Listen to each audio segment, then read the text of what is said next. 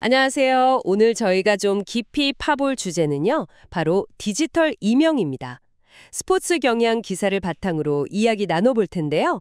이게 단순히 귀에서 삐 소리 나는 거, 그걸 넘어서 혹시 우리 뇌가 보내는 경고 신호일 수도 있다?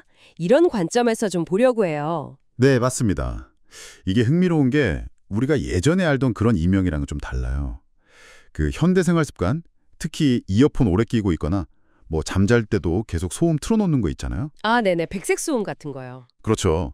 그런 것들이 귀 자체보다는 이 뇌신경계에 어떻게 부담을 주는지 그걸 파고드는 기사입니다. 그래서 이번 분석은 이 디지털 이명이라는 게 듣고 계신 분들의 뇌 건강과 어떤 관련이 있을지 그걸 알아보는 게 목표라고 할 수 있겠습니다. 네. 기사를 보니까요. 요즘 그 2030 세대들 있잖아요. 이분들 사이에서 귀에서 자꾸 소리가 난다. 이런 경험이 늘고 있다고. 이걸 뭐 디지털 이명이라고 부르더라고요. 아, 네네. 근데 이게 흥미로운 게 그냥 귀 문제, 청력 손실 이게 아니라 스마트 기기 너무 많이 써서 생기는 뇌의 과부하. 이게 원인일 수 있다. 이런 얘기더라고요. 네, 맞습니다. 그게 핵심이에요. 그러니까 외부에서 소리가 안 들어오는데도 뇌가 그냥 스스로 청각 신호를 막 만들어내는 거죠. 이어폰 소리나 백색 소음 같은 걸로 귀가 계속 쉬지를 못하면요. 아, 계속 일을 하는 거군요, 귀가. 그렇죠.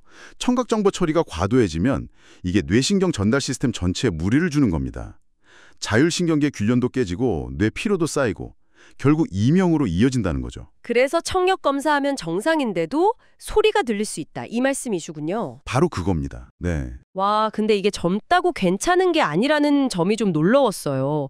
대한청각학회 자료를 보니까 2030세대 중에 56%, 거의 절반 이상이 최근에 귀가 먹먹하거나 뭐 원인 모를 소리를 들었다는 거예요. 네.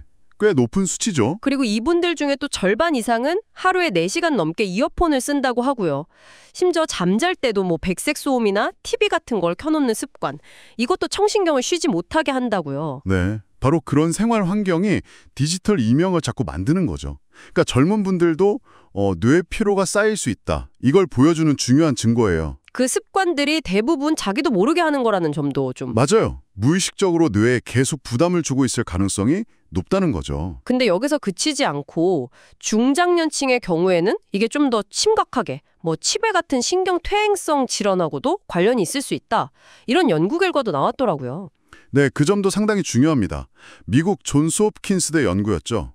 이명을 겪는 어르신들은 치매 위험이 일반적인 경우보다 2.1배 높았다는 결과가 있었어요. 2.1배요? 네. 와, 그럼 이게 그냥 불편한 수준이 아니라 정말 뇌기능 저하나 손상의 어떤 초기 신호일 수도 있다. 이렇게 봐야 하는 거네요. 그렇죠.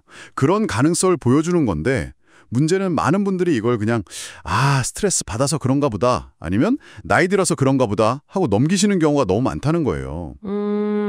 그냥 방치하게 되는군요. 네, 뇌가 보내는 그 중요한 신호를 놓치는 셈이죠. 사실 그게 제일 안타까운 점입니다. 그럼 이걸 어떻게 관리해야 할까요?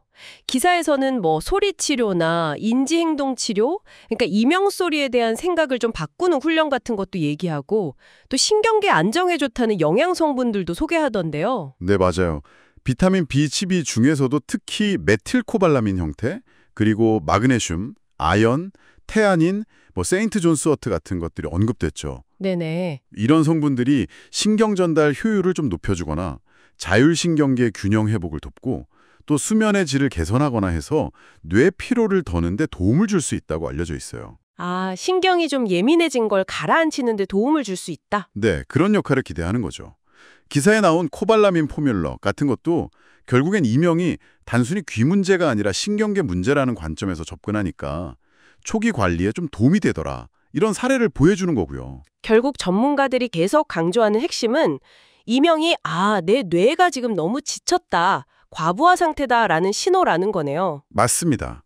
근데 이게 귀는 통증을 잘 못 느끼니까 이 신호를 무시하기 쉽고 한번 손상되면 회복도 어렵다 이 말이 정말 와닿았어요. 진짜 소리 없는 경고네요. 네, 기사에서도 침묵 속의 위험이라는 표현을 썼는데 그게 딱 맞는 것 같아요.